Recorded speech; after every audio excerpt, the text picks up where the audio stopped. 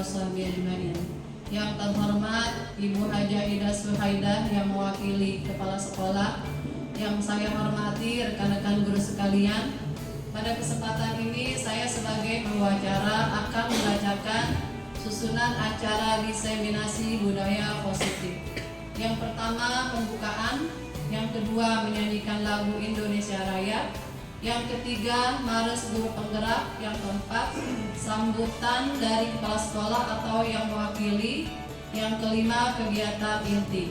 Marilah kita sama-sama buka kegiatan ini dengan pembacaan basmalah. Bismillahirrahmanirrahim. Untuk acara yang kedua yaitu menyanyikan lagu Indonesia Raya yang akan dipimpin oleh Ibu Utia SPD. Pada hadirin dimohon berdiri. Tanahku negeriku yang kucinta, Indonesia Raya, merdeka, merdeka, hiduplah Indonesia Raya. Guru penggerak menghamba pada murid, kreatif rancang pembelajaran, hargai potensi, tingkatkan prestasi, lahirkan profil pelajar Pancasila. Belajar, bergerak, berbagi untuk negeri, kita menjalin kolaborasi. Belajar, bergerak, berbagi untuk negeri, demi bakti pada Ibu Pertiwi.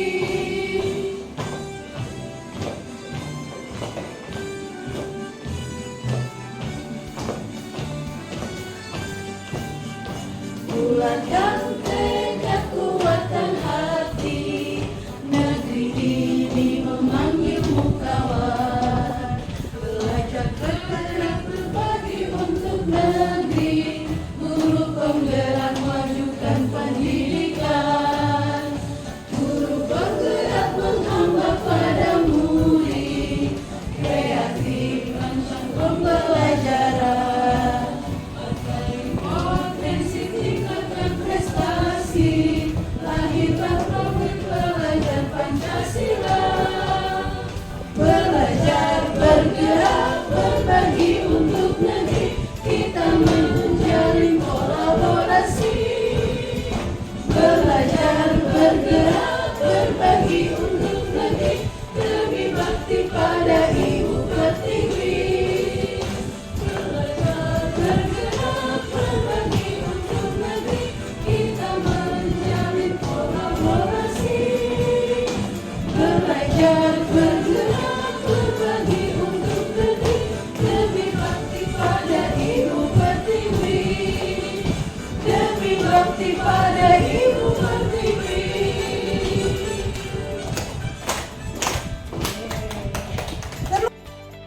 Acara selanjutnya yaitu sambutan yang akan disampaikan oleh Ibu Haja Ida Suhaidah yang mewakili Ibu Kepala Sekolah. Kepadanya dipersilahkan.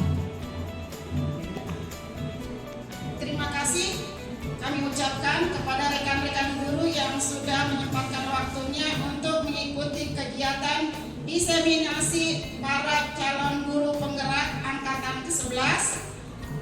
Semoga kegiatan ini dapat memotivasi semua guru-guru, khususnya guru yang muda-muda, untuk mengikuti jejak para CGP tersebut. Demikian sambutan dari saya. Dengan mengucapkan Bismillahirrahmanirrahim, mari kegiatan ini kita buka. Wassalamualaikum warahmatullahi wabarakatuh. Waalaikumsalam warahmatullahi wabarakatuh. Acara selanjutnya yaitu kegiatan inti berupa pemaparan materi diseminasi budaya positif yang akan disampaikan oleh Ibu Hartanti SPD. Kepadanya dipersilakan. Terima kasih Bu Lela atas kesempatan waktunya yang sudah diberikan. Baik Bapak Ibu, pertama saya ucapkan Assalamualaikum warahmatullahi wabarakatuh. Waalaikumsalam warahmatullahi wabarakatuh. Iya, kepada yang terhormat Ibu Kepala PT SD Batu Cipabuan yang mewakili Ibu Haja Ida Suhaidah, dan kepada yang kami hormati Bapak Ibu Dewan Guru UPTSD Batu Ceker 2. Pada kegiatan diseminasi ini kita akan membahas tentang budaya positif. Nah, di forum diseminasi ini ada kesepakatan forum yang sudah kita sepakati dan sudah kita buat di sini. Dari keenam kesepakatan ini, apakah ada mau tambahan atau ada yang mau dihilangkan kira-kira Bapak Ibu? Cukup ya. Berarti kesepakatan kita di forum ini adalah yang pertama saling menghargai, yang kedua menjadi pendengar yang baik, yang ketiga berpakaian rapi, yang keempat raise hand jika ingin bertanya atau berpendapat, yang kelima mode HP di silent saat kegiatan berlangsung, dan yang keenam meminta izin jika ingin keluar ruangan. Selanjutnya, nah di sini ada pengertian budaya positif.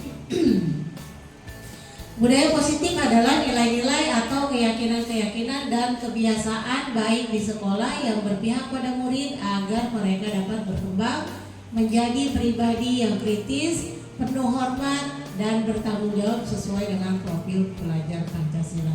Tentunya ketika kita mendidik anak-anak kita ingin menciptakan anak-anak yang berbudi pekerti luhur, bukan begitu ya Bapak Ibu ya? Iya, makanya di sini kita berusaha untuk menerapkan budaya positif di sekolah. Tapi lebih awalnya kita harus tahu apa itu budaya positif di sekolah. Selanjutnya, nah baik Bapak Ibu, sini ada pertanyaan pemantik sebelum kita membahas pembahasan terlebih dahulu. Menurut Bapak Ibu, apakah Bapak Ibu setuju dengan pernyataan di bawah ini? Hukuman dapat mendisiplinkan anak. Pemberian hukuman dengan hal positif seperti membaca atau membersihkan lingkungan halaman sekolah dapat meningkatkan disiplin anak, dan memberi penghargaan dapat meningkatkan motivasi belajar anak. Kira-kira di mana posisi dari ketiga pertanyaan ini yang lebih tepat menurut Bapak Ibu? Silakan yang mau berpendapat. Saya Bu. Oke, Rita. Terima kasih untuk waktu yang diberikan. Untuk pertanyaan hukuman dapat mendisiplinkan anak, menurut saya dengan anak dihukum biasanya anak lebih disiplin. Misalnya karena dia tidak memakai topi saat upacara bendera, maka anak mendapatkan hukuman yaitu hormat pada saat jam istirahat. Harapannya untuk minggu depan anak tersebut sudah menggunakan atribut atau perlengkapan pada saat upacara dengan lengkap. Terima kasih. Assalamualaikum warahmatullahi wabarakatuh. Iya, terima kasih jawabannya luar biasa sekali ya Bapak Ibu. Kita beri aplaus dengan tepuk apa tadi ya? Dengan tepuk mantul. Mantul, mantul. Mantul, mantul. Mantul, betul. Iya, terima kasih. Jadi hukuman yang bersifatnya positif diperlukan ya bila untuk mendisiplin anak. Nanti kita cari tahu lagi penjelasannya apakah hukuman itu dapat mendisiplinkan anak atau tidak.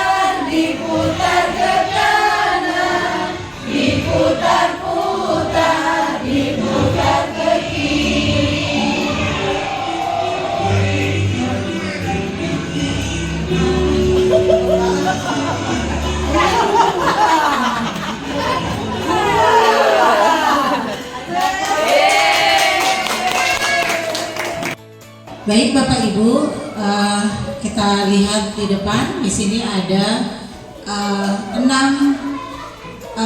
budaya positif yang akan kita usaha terapkan di sekolah. Keenam budaya positif tersebut, yang pertama ada disiplin positif dan nilai-nilai kebajikan universal. Yang kedua ada teori motivasi, hukuman dan penghargaan. Yang ketiga keyakinan kelas. Yang keempat kebutuhan dasar manusia dan dunia berkualitas. Yang kelima ada 5 posisi kontrol, dan yang keenam segitiga restitusi. Ini adalah budaya positif yang akan saya jelaskan, coba jelaskan di sini, dan nanti insya Allah kita usaha sama-sama untuk bisa kita terapkan kepada anak didik kita di lingkungan sekolah kita. Yang pertama kita akan bahas terlebih dahulu, yaitu disiplin positif dan nilai-nilai kebajikan universal. Paradigma perubahan. Dalam membangun budaya positif, sekolah dapat menyediakan lingkungan yang positif, aman, dan nyaman agar siswa mampu berpikir, bertindak, dan mencipta dengan merdeka, mandiri, dan bertanggung jawab. Kemudian, disiplin sangat berkaitan dengan kontrol guru terhadap siswa. Baik Bapak Ibu, di sini ada, kita coba diskusikan ya. Kita di sini ada bermain peran, yang perannya itu ada A dan B. Yang A itu adalah Bapak Ibu sendiri, yang B itu adalah teman dari Bapak Ibu. Permainannya adalah seperti ini. Sobeklah secari kertas kecil, terus tuliskan benda atau sesuatu yang sangat berharga untuk Ibu. Letakkan di salah satu tangan Anda, kemudian Anda genggam benda atau sesuatu tersebut dengan segala daya upaya. Buatlah sebuah kepalan. Jadi apa yang menurut Ibu berharga itu Ibu kepal, sekuat tenaga. Teman Anda akan mencoba dengan sekuat tenaga dengan berbagai cara untuk meminta Anda memberikan benda tersebut. Bisa dengan merayu, bisa dengan memujuk, bisa dengan mengancam, menghardik, pokoknya dengan segala upaya teman Anda berusaha untuk Anda membuka kepala ini. Kira-kira apakah Bapak Ibu akan membuka kepala ini atau tidak? Gitu ya. Mari kita diskusikan.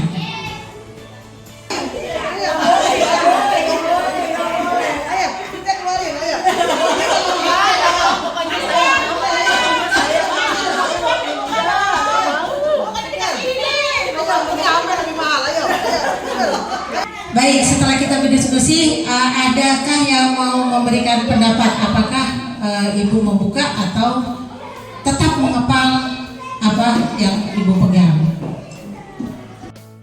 Karena benda yang ada di tangan saya ini merupakan benda yang sangat berharga bagi saya. Jadi walaupun Ibu Haji Ida merayu, memaksa, saya tidak akan memberikannya. Iya, kenapa saya terbuka? Karena hal yang paling berharga untuk hidup saya adalah anak-anak saya. Ketika Bu Papa merayu dan mengiming-imingi saya akan diajak jalan-jalan, saya rasa itu akan membahagiakan. Dan akhirnya pun saya melepaskan agar anak saya bahagia juga. Terima kasih. Dari jawaban Ibu Lela dan Ibu Ita, menurut Bapak Ibu mana yang benar? Apakah membuka atau tetap mengepal? Mana yang Bapak Ibu kira-kira benar? Ada yang memberi pendapat? Oke, Ibu. Kalau menurut saya sih mungkin dua-duanya benar kali ya. Karena masing-masing itu punya alasan tersendiri, baik yang mengepal maupun yang membuka. Ya, tadi dari alasannya Bu Lela kenapa dia mengepal, karena dia merasa oh ini punya saya paling berharga. Saya tidak mau loh diiming-imingi atau diintimidasi atau apa, sih nggak mau. Pokoknya ini keyakinan saya yang harus saya pertahankan. Atau yang tadi yang membuka ya mungkin karena dia merasa taruhlah dia ada iming-iming atau ya sudahlah buka, mungkin dengan membuka ini bisa membuat rekan kita itu merasa senang misalnya gitu. Jadi manusia itu tergantung kembali kepada individu masing-masing. Baik, terima kasih pendapat Ibu Nana. Jadi memang betul ya. Jadi antara yang membuka kepala dan yang tidak membuka kepala itu adalah hak kita masing-masing. Jadi tergantung bagaimana kita, prinsip kita, apakah kita akan memberikan keyakinan kita kepada orang lain ataukah kita akan menyimpannya sendiri. Itu.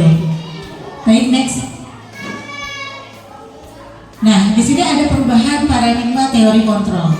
Miskonsepsi tentang makna kontrol itu sendiri. Ini disebut dengan ilusi kontrol. Yang pertama adalah ilusi guru mengontrol murid. Kita di sekolah memang setiap hari kita mengontrol murid, ya. Tapi kita bisa memberi pilihan. Apakah murid itu mau memilih apa yang kita perintahkan atau tidak? Biasanya kalau siswa atau murid memilih bersedia memilih, berarti dia sedang memposisikan dia untuk dikontrol oleh gurunya. Yang kedua ada ilusi bahwa kritik dan membuat orang merasa bersalah dapat menguatkan karakter. Yang ketiga ada ilusi bahwa semua penguatan positif efektif dan bermanfaat. Yang keempat ada ilusi bahwa orang dewasa memiliki hak untuk memaksa. Next, Bolis. Nah, di sini siapa yang sesungguhnya memiliki kontrol? Bisa kita lihat dari bagian di atas, stimulus respon dan teori kontrol. Pada stimulus respon, kita mencoba mengubah orang agar berpandangan sama dengan kita. Di teori kontrolnya, kita berusaha memahami pandangan orang lain tentang dunia. Terus ada perilaku buruk dilihat sebagai suatu kesalahan. Teori kontrolnya semua perilaku memiliki tujuan. Selanjutnya ada orang lain bisa mengontrol saya di posisi stimulus kontrolnya. Sedangkan di teori kontrolnya hanya Anda yang bisa mengontrol diri Anda sendiri.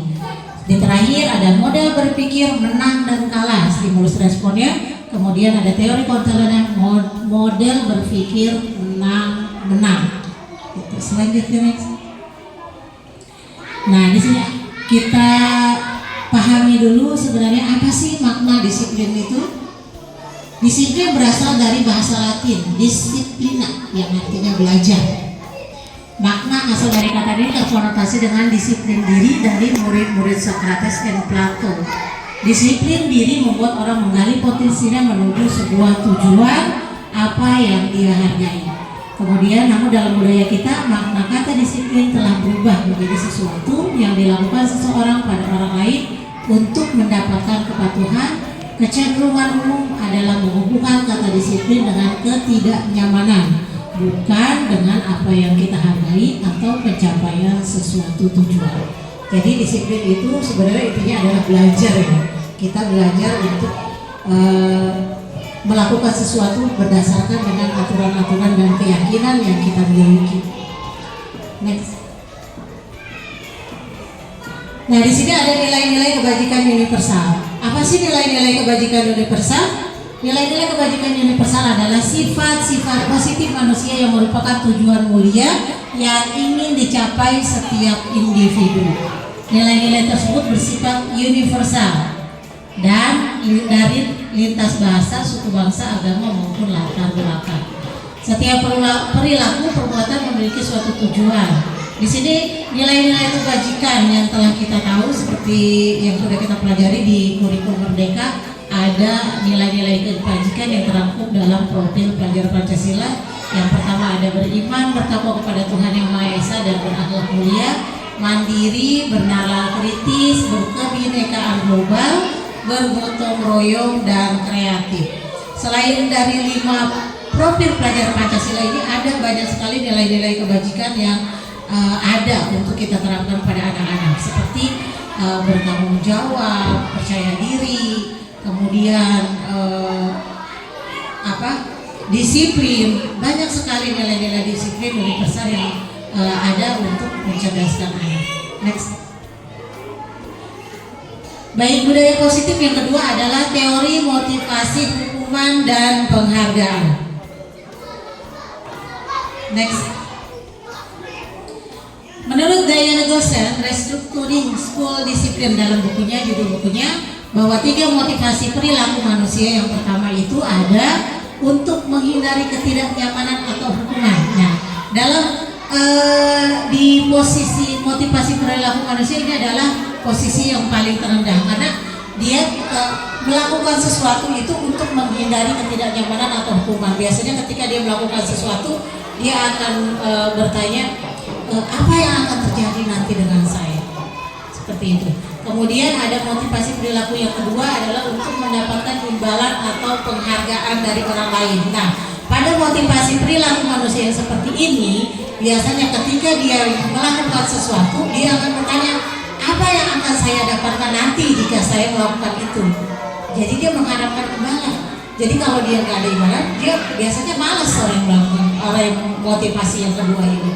Kemudian yang ketiga ada motivasi untuk menjadi orang yang mereka inginkan. Mereka menghargai dirinya sendiri dengan nilai-nilai mereka yang mereka percaya. Nah, ini adalah motivasi yang baik untuk kita terapkan ya, karena ini dia melakukan sesuatu bukan karena untuk menghindari ketidaknyamanan, bukan untuk menghindari hukuman, bukan juga untuk mendapatkan imbalan, tapi perbuatan ini dia lakukan untuk karena dia punya keyakinan dalam dirinya sendiri. Kalau dia melakukan sesuatu, dia bisa menjadi baik untuk dirinya sendiri gitu.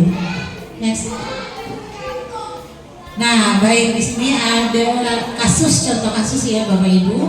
Di sini ada kasusnya tentang Iva dan Pak Seno. Kasusnya, Iva kurang menguasai pelajaran matematika, sehingga pada saat pelajaran tersebut berlangsung, dia sering banyak berdiam diri dan menggambar di buku pelajarannya. Pada saat guru matematikanya Pak Seno menanyakan pertanyaan, Iva jadi gugup. Dan pada saat guru dan tak sengaja menjatuhkan tasnya dari kursi serta tiba-tiba menjadi gagap pada saat berupaya menjawab. Seluruh kelas semuanya tertawa. Tapi apa yang dilakukan Pak Seno? Pak Seno malah membiarkan teman-teman Iva menertawakannya sehingga Iva tergagap dan malu luar biasa. Kemudian malahan Pak Seno meminta Iva untuk maju ke depan dan berdiri di depan kelas sambil menunjuk hidungnya, sambil menunjuk hidung Ananda Iva tersebut karena tidak bisa menjawab pertanyaan Pak Seno. Nah, sehingga kelas menjadi gaduh. Nah, dari kasus seperti itu, menurut ibu-ibu semua di sini, apakah ibu-ibu setuju dengan tindakan Pak Seno terhadap Iva? Kenapa alasan ibu setuju dengan tindakan Pak Seno? Kemudian menurut ibu tindakan Pak Seno terhadap Iva adalah sebuah hukuman atau konsekuensi? Siapa yang bisa menjawab? Setuju dengan tindakan Pak Seno terhadap Iva? Saya rasa tidak setuju karena Pak Seno di sana sepertinya kurang respect gitu ya kepada muridnya. Mengapa? Karena Pak Seno membiarkan teman-teman Iva menertawakan Iva yang tergagap dan malu luar biasa. Dan malah Iva disuruh untuk maju ke depan dan berdiri di depan kelas, menunjuk hidungnya karena tidak bisa menjawab pertanyaan Pak Seno. Justru saya tidak setuju dengan Pak Seno. Kemudian menurut saya tindakan yang Pak Seno lakukan terhadap Iva adalah sebuah hukuman atau konsekuensi. Itu adalah jelas sebuah hukuman. Kenapa? Karena Ivanya itu suruh ke depan terus dia memegang ujung hidungnya. Alasannya karena Iva tidak bisa menjawab pertanyaan dari Pak Seno. Terima kasih. Assalamualaikum warahmatullahi wabarakatuh. Terima kasih atas jawabannya. Mari sama-sama kita berikan tepuk mantul buat Bu Ita. Yuk tepuk mantul. Mantul. Mantap betul. Iya. Terima kasih. Untuk membedakan antara hukuman, konsekuensi dan restitusi, di sini dapat kita lihat penjelasannya dari bagian berikut ya Bapak Ibu. Di sini tentunya dari hukuman ada identitas gagal dan identitas sukses. Nah, hukuman, konsekuensi dan restitusi di mana saja yang masuk ke dalam identitas gagal dan identitas sukses. Nah, di hukuman sesuatu yang menyakitkan itu harus terjadi. Ini termasuk identitas gagal, terus tidak nyaman untuk murid, anak untuk jangka waktu panjang. Ini akibat yang disebabkan oleh hukuman, akibat yang dialami anak ketika dia menghadapi hukuman dari guru. Jadi anak pasti akan merasa tidak nyaman untuk jangka waktu panjang. Biasanya hukuman itu diingat terus sama anak, bahkan memorinya itu bisa kesimpan nanti sampai dia dewasa dan dia menjadi seorang ibu pula. Ingatan itu pasti akan kesimpan dan itu menjadi kayak sisi gelap dari anak tersebut. Itu bisa saja efeknya itu tidak baik. Kemudian korban mendapatkan keadilan, murid akan tersakiti. Sedangkan konsekuensi dan restitusi itu akan mencerminkan identitas sukses pada anak, muncul kedisiplinan. Dari konsekuensi itu sesuatu harus terjadi. Restitusi merupakan pilihan. Tidak nyaman murid anak untuk jangka waktu pendek. Kalau konsekuensi restitusi itu malah bisa menguatkan anak dalam jangka waktu panjang. Kalau tadi hukuman itu efek tidak nyamannya dalam jangka waktu panjang, sedangkan restitusi adalah dapat menguatkan anak dalam jangka waktu panjang. Terus pada konsekuensi korban bisa diabaikan, pada restitusinya korban dapat mendapat ganti. Terus murid tidak dibuat tidak nyaman, pada konsekuensi pada restitusinya murid anak mendapatkan penguatan. Lanjut. Sama ya, lanjut aja.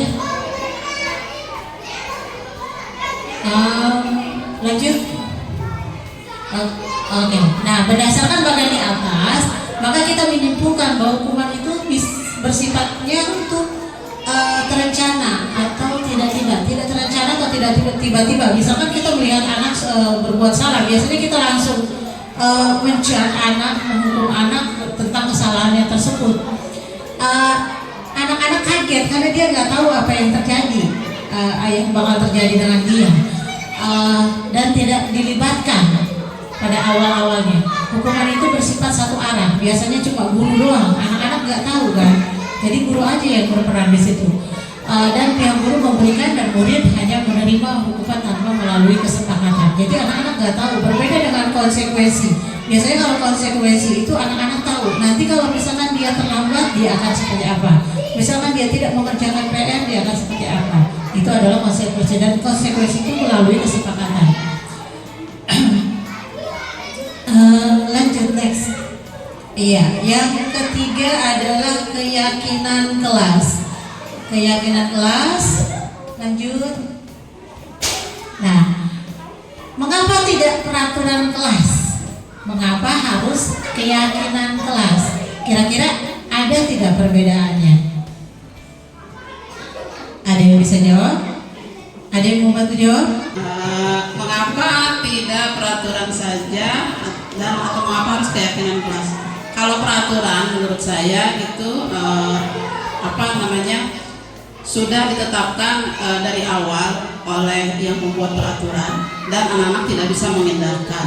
Sedangkan kalau keyakinan kelas, ketika membentuknya itu anak-anak dilibatkan dan ketika membentuknya juga sudah kesepakatan siswa dan gurunya. Maka dari itu kalau saya lebih memilih keyakinan kelas. Mungkin itu Bu Tati. Ya, terima kasih, luar biasa jawabannya. Tepuk tangan dulu. Kita kasih tepuk tangan mantul aja ya. Yuk, tepuk mantul. Mantul, mantul. Mantul, mantul. Mantap betul. Iya, jadi mengapa tidak peraturan kelas saja? Kenapa harus keyakinan kelas? Karena keyakinan kelas itu biasanya bersifat lebih positif, ajakan positif. Sedangkan peraturan itu lebih ke arah yang negatif, dengan larangan-larangan seperti jangan, tidak, atau tidak boleh, seperti itu. Next. Ya. Nah, sekarang perhatikan pertanyaan berikut. Nah, ini adalah pertanyaan yang kadang suka kita temukan ya. Mengapa kita memiliki peraturan harus menggunakan helm bila mengendarai kendaraan roda 2? Terus mengapa kita memiliki peraturan 3E menggunakan masker, mencuci tangan, menjaga jarak 1,5 meter? Mengapa kita memiliki peraturan harus datang tepat waktu pada saat mengikuti pelatihan? Dan ini keyakinannya kira-kira menurut Bapak Ibu di nomor 1, 2, dan 3 kira-kira apa ya? Di nomor 1 siapa yang bisa menjawab? Oke, Bu Ilka. Untuk nomor 1, mengapa kita memiliki peraturan harus menggunakan helm bila mengendarai kendaraan roda 2? Kalau menurut saya itu lebih ke keselamatan. Iya, betul, untuk keselamatan ya. Kalau kita menggunakan helm untuk mengendarai kendaraan roda 2 itu untuk keselamatan. Terus untuk yang pertanyaan nomor 2, mengapa kita memiliki peraturan 3M? Siapa yang mau jawab? Oh iya, Bu Tia. Silakan Bu. Mengapa kita memiliki peraturan 3M, menggunakan masker, mencuci tangan, dan menjaga jarak setengah meter itu untuk kesehatan. Terima kasih Bu Ti. Dan untuk pertanyaan nomor 3, mengapa kita memiliki peraturan harus datang tepat waktu pada saat mengikuti pelatihan? Oke. Yang mudah-mudahan yang menjawab juga sadar begitu, agar kita disiplin terhadap apa yang sudah disepakati bersama. Terima kasih. Oke, jawabannya luar biasa. Kita tepuk mantul lagi untuk kita semua ya. Tepuk mantul. Mantul. Mantap, betul. Iya. Jadi intinya adalah untuk mendukung motivasi intrinsik yang ada pada diri kita, kita kembali kepada nilai-nilai keyakinan yang lebih menggerakkan seseorang dibandingkan mengikuti serangkaian peraturan-peraturan. Biasanya kalau peraturan itu sering dilanggar ya. Ya betul, peraturan itu lebih sering dilanggar. Jadi untuk memotivasi intrinsik kita itu lebih nyaman itu dengan nilai keyakinan yang kita miliki untuk menggerakkan hati kita sendiri dibandingkan dengan peraturan-peraturan. Kalau peraturan-peraturan itu biasanya yang timbul itu adalah motivasi ekstrinsik. Jadi kalau misalkan ada peraturan dia benar mematuhi, tapi ketika dia ke tempat lain yang tidak ada peraturan seperti itu, dia tidak melanggar, dia melanggar. Contohnya seperti warga Singapura. Di sana di negaranya karena ada peraturan kalau misalkan yang membuang sampah itu didendanya mahal banget, akhirnya dia tidak membuang sampah. Tapi ketika dia datang ke Indonesia, di sini jorok banget, gak ada peraturan, gak ada denda, gak ada apa. Apakah dia akan melakukan sikap dia seperti di Singapura? Kira-kira tidak tentunya ya. Berarti yang ada di dalam diri dia adalah motivasi ekstrinsik. Jadi berdasarkan mengikuti peraturan seperti tadi motivasi awal manusia, dia menghindari itu karena dia takut dengan hukuman, bukan dari nilai motivasi intrinsiknya. Karena dari motivasi intrinsiknya itu udah tertanam nilai-nilai kebajikan, keyakinan yang ada di dirinya. Gitu Bapak Ibu. Next.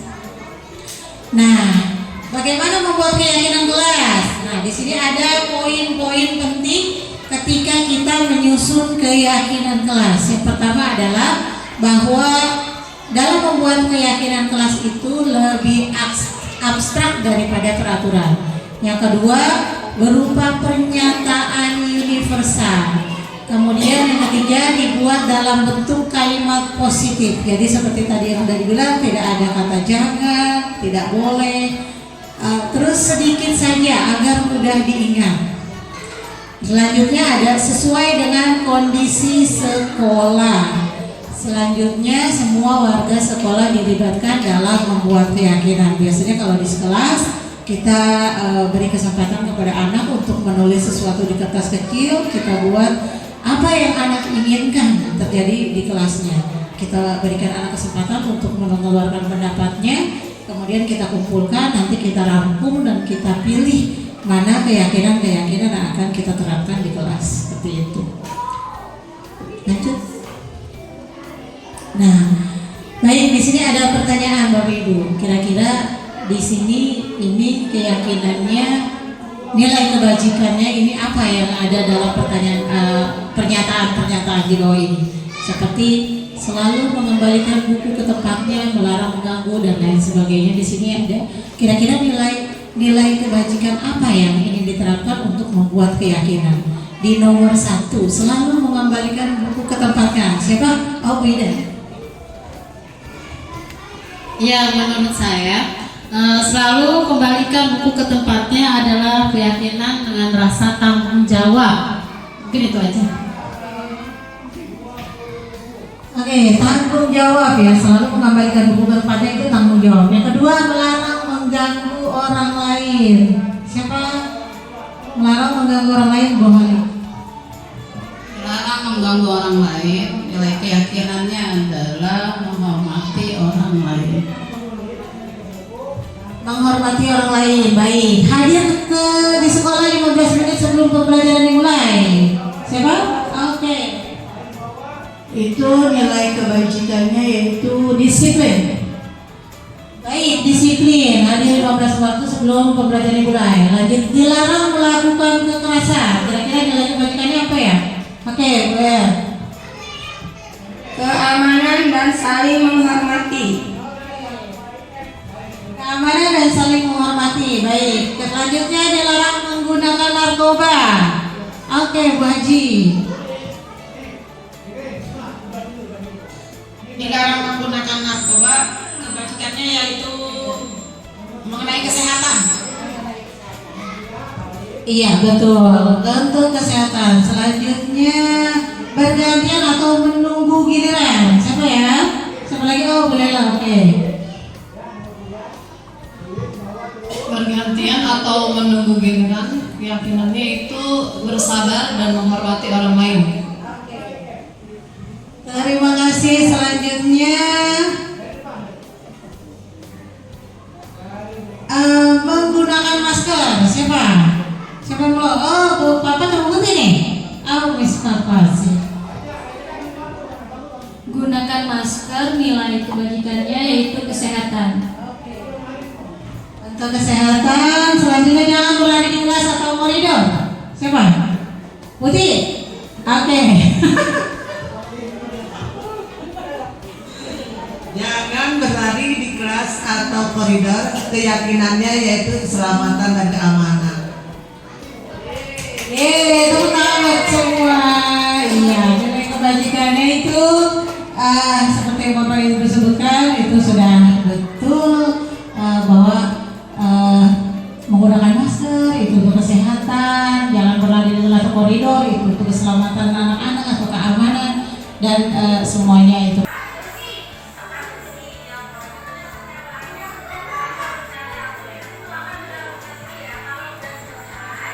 Iya, ibu-ibu, ini adalah keyakinan kelas yang sudah saya praktekkan di dalam kelas.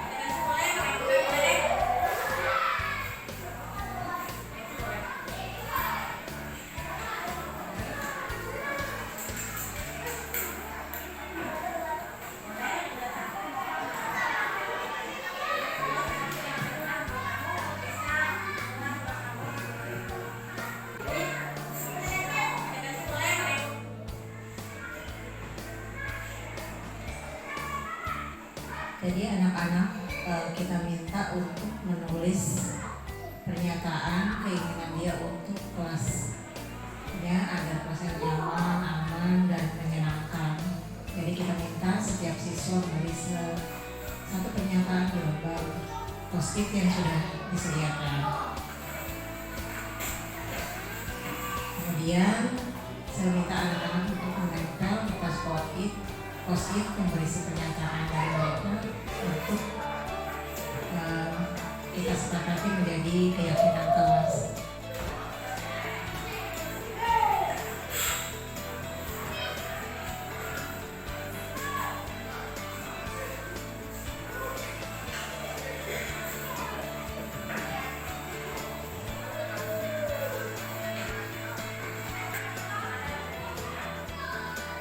Kemudian saya meminta meminta salah satu atau beberapa siswa untuk membacakan hasil dari tulisan yang sudah mereka buat.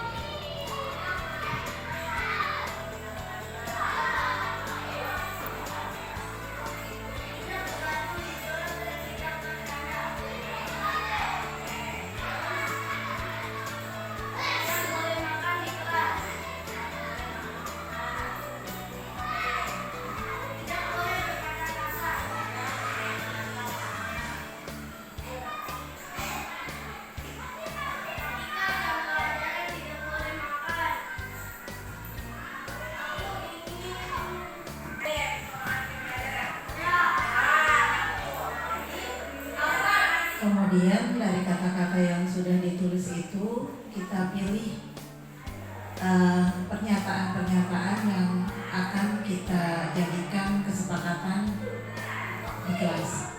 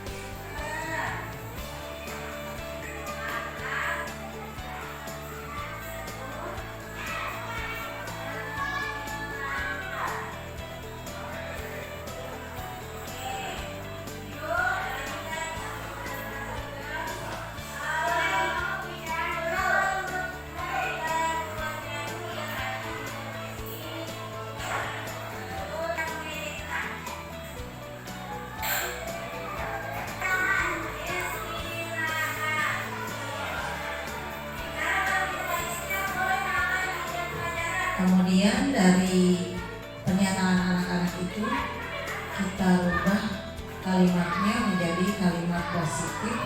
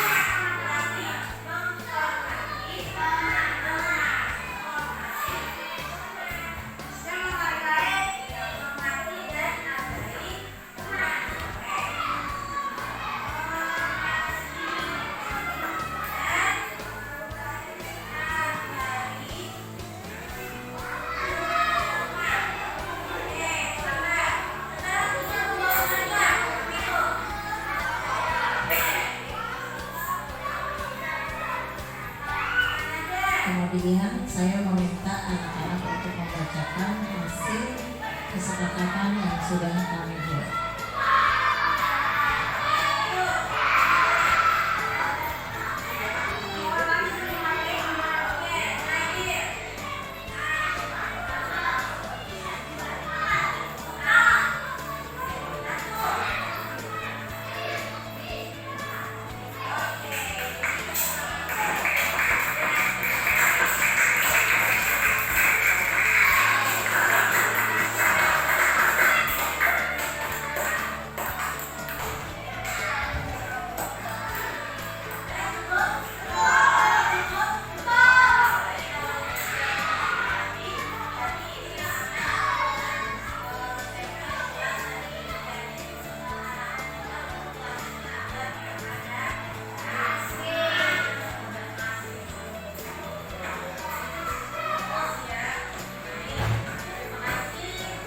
Yuk kita tepuk tangan, semangat buat kita.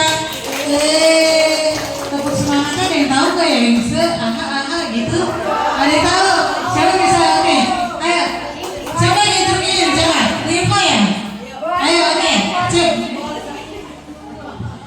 Kita tepuk semangat yang baru ya, dang dang dang ding ding ding ya. Yuk, 1, 2, 3, tepuk semangat. Dang dang dang, ding ding ding, dung dung dung. Dang dang dang, ding ding ding, dung dung dung. Aha aha, nah. Aha aha, nah. Aha aha, semangat. Iya, baik, terima kasih Bapak Ibu semua. Next, kita. Setelah kita speaking tadi, kita lanjut ke budaya positif yang keempat, yaitu kebutuhan dasar manusia dan dunia berkualitas. Apa saja sih kebutuhan dasar manusia? Nah, di sini ada 5 kebutuhan dasar manusia yang kita mulai dari tengah. Ada bertahan hidup, kasih sayang, rasa ingin diterima, penguasaan, kebebasan, dan kesenangan. Nah, dalam bertahan hidup, apa sih kebutuhan bertahan hidup manusia itu? Kebutuhannya itu bersifat fisiologis untuk bertahan hidup, seperti kesehatan, makan, minum, rumah, makanan, dan lain sebagainya, serta dan kebutuhan biologisnya. Sedangkan untuk kebutuhan kasih sayang dan rasa ingin diterima adalah kebutuhan psikologis. Rasa ingin diterima, rasa ingin dipedulikan, dibutuhkan, menjadi bagian dari kelompok, suatu kelompok. Sedangkan untuk kebutuhan dasar manusia, penguasaan adalah keinginan untuk meninggalkan pengaruh, kompetensi diri, terampil, rasa ingin diakui, itu adalah penguasaan. Sedangkan untuk kebutuhan dasar manusia, kebebasan, kebutuhan atas kemandirian, kebutuhan otonomi, mengendalikan arah hidup seseorang, itu adalah kebutuhan kebebasan. Sedangkan untuk kebutuhan kesenangan adalah kebutuhan mencari kesenangan, bermain dan tertawa, itu adalah kebutuhan dasar manusia. Kira-kira mana dari kebutuhan ini yang lebih penting? Ada tidak? Semuanya penting, betul, karena kebutuhan ini adalah harus dipenuhi dalam diri manusia. Next. Nah, Bapak Ibu, di sini ada contoh kasus ya. Doni seringkali meminta bekal makan siang mereka dengan paksa. Mereka itu siapa? Teman-temannya. Jadi Doni sering meminta bekal makan siang kepada teman-teman itu dengan cara memaksa, merebut. Kalau tidak, seperti tadi, mengancam. Jika ibu-ibu di sini menghadapi situasi seperti itu, kira-kira apa yang akan ibu lakukan? Menurut ibu, kira-kira alasan apa Doni melakukan itu? Siapa yang bisa menjawab? Ada yang bisa membantu menjawab? Oke, Bu Nana.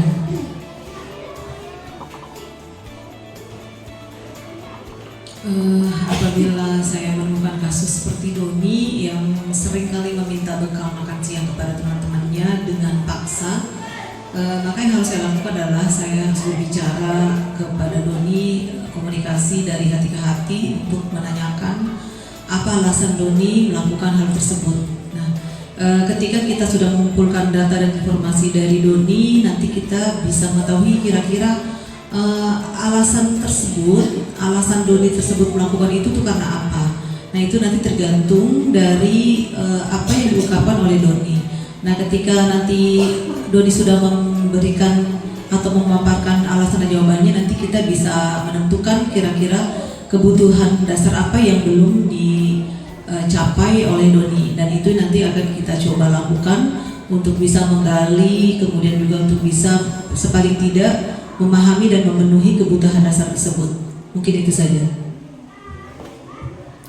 Iya, terima kasih Bu Nana. Kasih kita tepuk mantul ya. Mantul mulu. Ada nggak sih yang lain? Ada nggak sih? Jempol. Tepuk jempol. Coba boleh lah ya, kita kasih tepuk jempol instruksinya sih. Oke, boleh lah. Tepuk jempol. Jempol. Jempol. Bagus. Bagus banget, boleh lah. Oke, terima kasih. Jadi benar ya, untuk menghadapi situasi seperti ini, yang pertama yang kita lakukan adalah kita identifikasi dulu masalah anak. Kita lakukan dengan observasi sih, kita bisa tanyakan langsung, wawancara kepada anak tersebut, kenapa dia melakukan itu. Nanti dari situ bisa kita ketahui alasan kenapa anak tersebut melakukan itu. Bisa saja ini adalah bagian untuk dari memenuhi kebutuhan anak itu. Apakah anak itu butuh kasih sayang atau anak itu memang membutuhkan untuk bertahan hidup karena kekurangan di rumahnya, merasa kekurangan, sehingga yang dilakukan adalah dengan meminta makanan. Ketika dia tidak mendapatkan, dia merasa harus mendapatkan makanan, itu dilakukan dengan cara memintanya dengan paksa. Next. Baik Bapak Ibu, kita lanjut ke posisi kita lanjut ke budaya positif yang kelima, yaitu 5 posisi kontrol. Kita cari tahu apa saja 5 posisi kontrol. Baik, 5 posisi kontrol guru itu yang pertama ada menghukum, yang kedua membuat merasa bersalah, yang ketiga teman, yang keempat pemantau, dan yang terakhir adalah manajer. Nah, kira-kira Bapak Ibu sudah menerapkan yang mana aja nih? Semua? Atau cuma menghukum aja? Atau cuma memantau doang? Apa sebagai manajer sudah dilakukan? Atau sebagai pemantau sudah dilakukan? Sebagai teman? Semuanya? Kira-kira dari kelima posisi kontrol ini lebih banyak mana yang sering digunakan ketika menghadapi anak? Menghukum ya? Kita kebanyakan menghukum. Lupa. Iya benar. Kadang-kadang kita lupa. Akhirnya kita seperti tadi kan, kalau menghukum itu kan itu cuma sepihak ya. Anak nggak tahu, tiba-tiba dia juga tahu, sebenarnya nggak tahu kalau dia melakukan kesalahan. Tiba-tiba gurunya bereaksi seperti itu. Iya. Nanti semua posisi ini itu kadang-kadang memang kita butuhkan, tapi ada yang lebih baik yang kita terapkan kepada anak, dan ada yang harus kita minimalisir gunakan kepada anak. Kita hindari intinya. Kira-kira efek yang mana dari 5 posisi kontrol ini yang bisa memberi efek kepada anak, benar-benar memberi efek kepada anak? Apakah menghukumkah, apakah membuat rasa bersalahkah, temankah, pemantaukah, atau manajerkah? Kita lihat penjelasan tentang 5 posisi kontrol ini. Di posisi menghukum, biasanya pada posisi menghukum ini, guru menerapkan posisi penghukum akan sering berkata, patuhi aturan saya, atau awas. Nah, itu kan merupakan ancaman ya, merupakan ancaman atau awas. Berarti ketika anak tidak melakukan, dia akan tahu ada resiko yang akan dia dapatkan. Terus ada kata-kata kamu saja yang selalu salah, kamu lagi, biasanya gitu tuh. Biasanya kita ngelakuin itu ke siapa tuh? Si Surya ya, kamu lagi kayak gitu.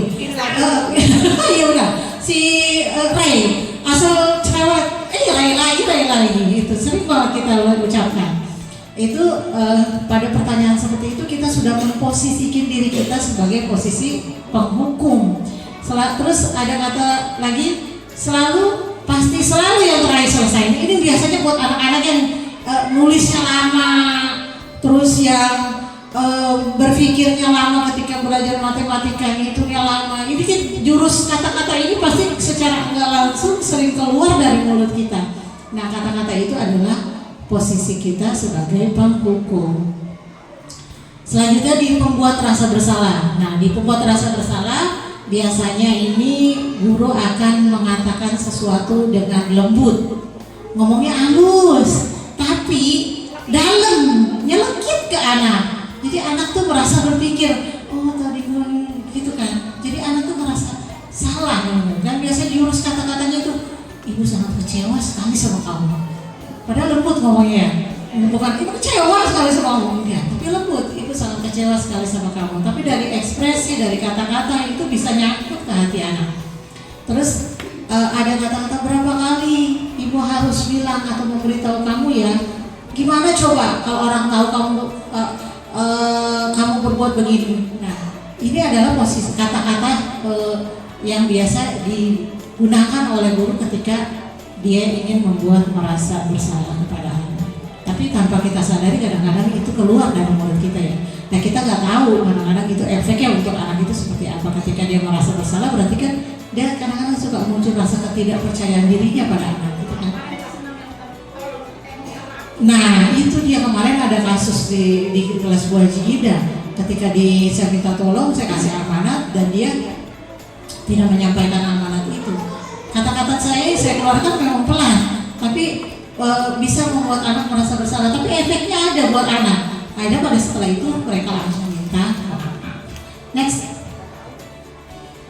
Nah, pada posisi teman, guru pada posisi teman ini menggunakan hubungan yang baik dengan humor. Biasanya ini guru laki-laki nih, suka memposisikan dirinya sebagai teman. Tapi tidak jarang juga guru perempuan. Pak Ibra, iya benar. Pak Ibra memposisikan dirinya kadang-kadang sebagai teman, jadi kelihatan ini. Tapi ada efeknya, efek negatifnya juga, nggak selalu bersifat positif. Misalkan pada posisi guru yang posisi teman itu biasanya dia sering berkata, ayo bantulah demi bapak ya, benar banget nih kayak Pak Ibra nih.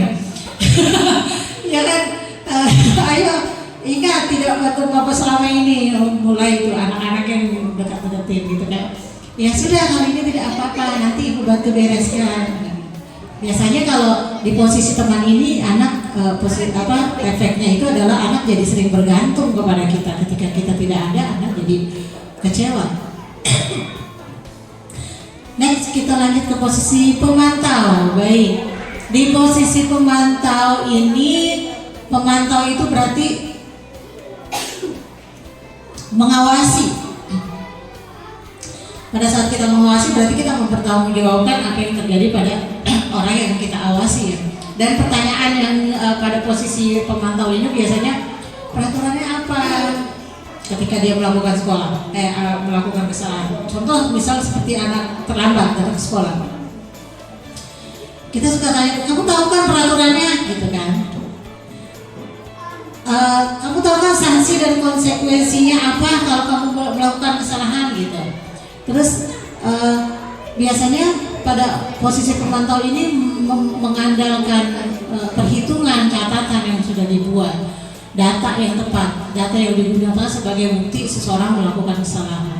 Jadi sudah ada peraturan biasanya kalau di posisi pemantau. Jadi dia tinggal mantau aja ketika anak melakukan kesalahan dan tidak sesuai dengan keyakinan yang dibuat. Next. Nah, ini adalah posisi manajer. Di mana pada posisi ini guru berbuat sesuatu dengan murid dengan mempersilakan murid untuk mempertanggungjawabkan perilakunya, mendukung murid agar dapat menemukan solusi. Biasanya di sini posisi manajer itu manajer menanyakan sesuatu yang apa yang kita yakini kembali kepada keyakinan kelas seperti itu. Apakah kamu meyakininya? Jika kamu meyakini, apakah kamu bersedia memperbaikinya? Itu ada posisi-posisi pertanyaan yang diambil oleh pada saat kita memposisikan diri sebagai manajer. Terus apa rencana kamu untuk memperbaiki hal ini? Dan dari langkah-langkah ini bisa nanti kita terapkan pada budaya positif di segitiga restitusi sebenarnya. Next. Nah, yang terakhir, budaya positif yang terakhir adalah segitiga restitusi. Tadi kita sudah menemukan kasus, pada kasus si Doni, dia suka mengambil paksa makanan temannya, itu kasus juga. Itu kasus. Dan kita bisa menyelesaikan ini pada segitiga restitusi. Apa sih langkah-langkahnya segitiga restitusi itu? Yang pertama adalah menstabilkan identitas. Kita stabilkan dulu identitasnya. Kenapa anak itu melakukan kesalahan? Tadi kita udah temukan jawabannya, yaitu melalui observasi, identifikasi, dan kita tanyakan kenapa dia melakukan itu. Dan pertanyaan di sini biasanya bentuknya setiap orang pasti melakukan kesalahan, pernah melakukan kesalahan. Terus kamu bukan satu-satunya orang yang pernah melakukan itu. Ini adalah pertanyaan yang bisa kita sampaikan kepada anak ketika dia melakukan kesalahan. Dan ini ada di posisi menstabilkan identitas. Terus langkah yang kedua adalah validasi kebutuhan. Validasi kebutuhan anak. Dan pertanyaan di sini adalah kita memberi pertanyaan, adakah cara yang lebih baik untuk anak, apa yang dibutuhkan anak. Terus kita cari tahu alasan kenapa anak itu berbuat kesalahan. Seperti tadi Doni, kita cari tahu kenapa Doni meminta makanan temannya dengan paksa. Pasti dia punya alasan. Nanti ketika kita memberikan pertanyaan, Doni akan menyebutkan alasannya kenapa dia merebut makanan temannya dengan paksa. Nah, setelah kita mendapatkan jawaban itu, kita maju ke langkah selanjutnya, yaitu dengan menanyakan keyakinan.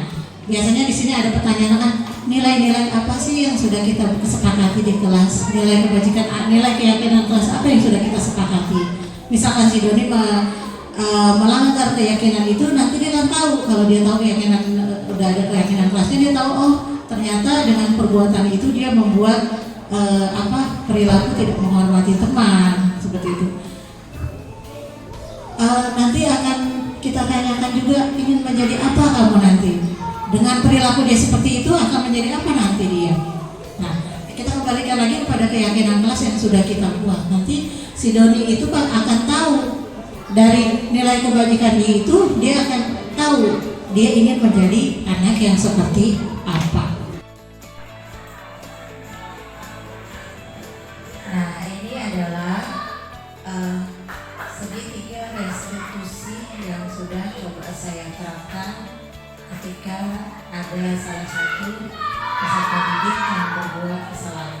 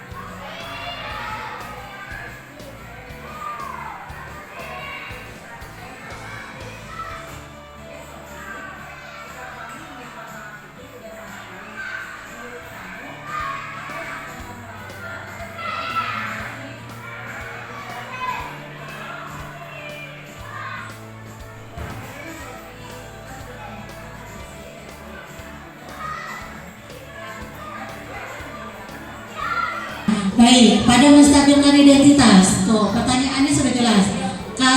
Pada menstabilkan identitas itu ada pertanyaan, berbuat salah itu wajar nah, tidak ada manusia yang sempurna nah, gitu. Jadi anak itu kita jadi tidak menghukum langsung anak. Terus Bapak Ibu juga pernah melakukan itu. Nah, jadi kita menstabilkan keadaan anak. Jadi tidak langsung membuat anak merasa bersalah, membuat anak merasa dihukum, tapi kita stabilkan identitasnya dengan menanyakan hal-hal itu. Terus lanjutnya ada validasi tindakan yang salah. Tadi udah saya bilang, kamu pasti punya alasan mengapa melakukan hal itu. Doni pasti punya alasan kenapa Doni melakukan itu. Doni pasti punya alasan kenapa Doni merebut makanan temannya dengan paksa. Terus ada pertanyaan keyakinan di keyakinan kelas. Biasanya kita akan menanyakan apa sih keyakinan kelas yang sudah kita punya, nilai-nilai apa yang sudah kita sepakati. Nah, itu Adi menanyakan keyakinan. Baik, next. Baik, di sini ada contoh kasus Bapak Ibu. Di sini ada kasus siswa sering tidak mengerjakan PR. Kita identifikasi perbedaannya nih, kira-kira guru menghukum siswa tersebut hormat bendera selama 10 menit itu kira-kira menghukum konsekuensi atau restitusi ya? Apa? Siapa yang bisa jawab? Hukuman, semua semangat ya hukumannya, oke. Terus guru memberikan konsekuensi untuk mengerjakan PR-nya saat istirahat dan dikerjakan sebanyak 3 kali lipat. Kira-kira konsekuensi atau restitusi atau hukuman? Konsekuensi, kayaknya udah mahir-mahir banget ini bedain ya. Terus guru menanyakan keyakinan kelas dirinya dan membantu siswa menyelesaikan masalahnya. Kira-kira ini apa? Restitusi. Baik, dari saya bicara dari awal sampai akhir, akhirnya kayaknya udah langsung paham nih. Berarti tinggal diterapkan nih segitiga restitusinya di kelas ya Bapak Ibu ya. Oke, insya Allah kalau kita nerapin ini, insya Allah nanti kita bisa menciptakan anak-anak yang memiliki nilai-nilai positif, insya Allah. Baik tuh, di sini ada jawabannya. Benar, yang pertama adalah hukuman, yang kedua konsekuensi, dan yang ketiga adalah restitusi. Baik Bapak Ibu, tepuk tangan buat kita semua. Oke, terima kasih jawabannya. Lanjutnya, terima kasih sudah habis ternyata sesi kita Bapak Ibu. Tidak terasa ya, sudah selama hampir 1 jam kita berdiri di sini. Kita bahas 6 budaya positif itu. Ada yang masih ingat tidak kira-kira apa aja tadi? Pertama, disiplin positif. Kedua, 5 kebutuhan dasar manusia. Apalagi ya? Posisi kontrol 5, timpa, segitiga restitusi 5, apa? Kebutuhan manusia. Lanjut, keyakinan kelas. Bagus, insya Allah nanti budaya positif ini bisa kita terapkan di lingkungan sekolah kita, dan mudah-mudahan nanti kita bisa menciptakan anak-anak yang memiliki budi pekerti luhur sesuai dengan nilai-nilai kebajikan yang dimiliki dan atau yang diyakininya, gitu ya Bapak Ibu ya. Terima kasih saya ucapkan atas perhatiannya, semangatnya, dukungannya. Mudah-mudahan kita semua diberi kesehatan, dan mudah-mudahan apa yang sudah kita lakukan di sini memberikan dampak positif juga buat kita semua dan orang-orang di sekitar kita. Amin ya rabbal alamin. Baik, akhirul kalam, wassalamualaikum warahmatullahi wabarakatuh.